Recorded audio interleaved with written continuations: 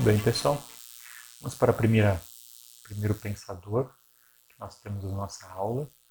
Nosso primeiro pensador é Friedrich Engels, filósofo alemão de 1770, nascido em 1770.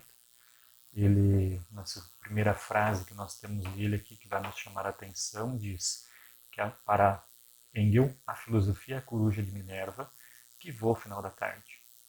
Minerva é a deusa romana da sabedoria, e quando ele diz que a filosofia é a coruja dessa deusa da sabedoria, é, é a mesma coisa que dizer que a filosofia é aquela que vem depois que os fatos aconteceram e lança esse olhar de sabedoria sobre os fatos, sobre a história. Né? Então, esse final da tarde é a história que vai passando. Então, a coruja de Minerva é a filosofia que olha depois que os fatos já aconteceram. A primeira coisa que nós vamos dar uma olhadinha para falar de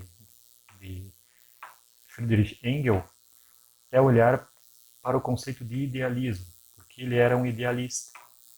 O idealismo alemão nada mais era do que um grupo de filosofias metafísicas que afirmavam que a realidade, ou as realidades conforme nós conhecemos humanos, elas na verdade são mentais, elas são construídas primeiramente sobre uma realidade metafísica, ou seja, além da física, além do material. Então tudo que nós conhecemos, toda a história que nós conhecemos, ela antes de acontecer, antes de ser um fato, antes de ser uma coisa material, ela é uma coisa pensada, construída no pensamento e depois executada. Então, mais ou menos, esse é o conceito de idealismo. A história ela é um processo onde as coisas são construídas primeiro de forma mental e depois de forma material. Nesse sentido, Friedrich diz que todos fazemos parte de um corpo que está em movimento e que busca essa verdade. E esse corpo, esse espírito, diz ele, né, o espírito de uma época, o Geist. Então, por exemplo, a cultura é o espírito de uma época, essa ideia de uma época. Cada época tem as suas ideias, sua cultura. Então, esse espírito, como diz ele, o Geist, ele passa por um constante processo de mudança. Né? E esse processo de mudança é chamado também de movimento dialético. Como é que funciona esse movimento dialético? Tá? Para, para Friedrich Engels, a história é um processo dialético de dois e lético de logos, palavra. Então, uma palavra, um movimento, uma ideia, né, que ela tem um processo de conflitos, de mudanças. Né? Explicando um pouquinho melhor o que é a dialética, a gente dá uma olhadinha aqui no conceito. Né?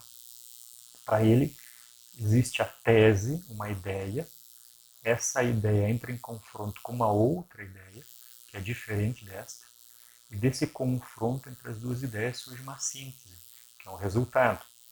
Então a gente tem uma ideia, um conceito, a gente tem para nós essa ideia, uma outra pessoa tem uma ideia diferente da nossa e essas duas ideias entram em choque. E o resultado desse choque entre essas duas ideias chama-se síntese. E a síntese nada mais é do que uma nova ideia, ou seja, uma nova tese, que está sujeita a uma outra ideia diferente, ou seja, uma antítese, gerando novamente uma síntese que é uma nova tese. E assim sucessivamente. Então, você tem uma ideia, né, um pensamento, ele entra em choque com outro pensamento, ou então a gente tem aqui um espírito de uma época que entra em choque com o espírito de uma outra época e forma assim um terceiro momento, uma terceira época. Né? Se a gente olha para as gerações passadas, nós visualizamos isso um pouco. Né? Mas dentro do conceito de história, dentro da história como um processo, um movimento que vai acontecendo, a gente poderia pegar o exemplo da escravidão. A escravidão é uma tese. Né? A ideia da escravidão ela é permitida, é uma ideia de escravidão. Nesse período da escravidão ali, no Brasil, por exemplo, 1800, o finalzinho ali, nós tínhamos o movimento abolicionista, né, que queria o fim da escravidão. Então, uma outra ideia, que não era a ideia de escravidão, que era a ideia de abolição, né, de tornar a abolição da escravatura. Essas duas ideias, né, esses dois conceitos, ideias de escravidão ou não escravidão, elas entram em choque. Qual foi o resultado? A liberdade dos negros. Então a história, segundo Friedrich Engels, ela é um constante choque de tese, antítese e síntese, ou seja, ideia diferente, e por último a síntese. Essa síntese torna-se uma nova ideia, um novo espírito, um novo movimento. Segundo ele, segundo Friedrich Engels, a história toda ela é conduzida por um espírito absoluto, um espírito superior que vai fazendo com que essa história vá evoluindo aos poucos, né? E nós que estamos na história, muitas vezes, nesse processo, nós não percebemos isso. Então é preciso olhar de fora, como a coruja de Minerva que olha depois que passou, olha para o passado e observa, né? Vê de fora esse movimento acontecendo.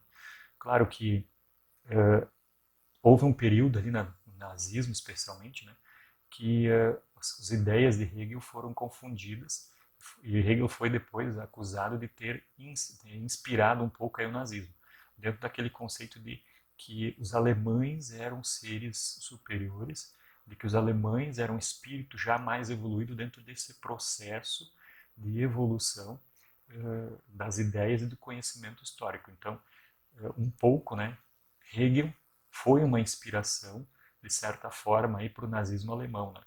Que é essa ideia de ser superior, de construção de uma ideia de Alemanha, uma ideia de Alemanha, né? Superior aos outros povos, certo? Isso é um pouquinho do nosso filósofo Engels. Nós entraremos no próximo, então, em Marx, que tem uma ideia um pouco diferente, não é idealista. Marx ele era materialista, ok?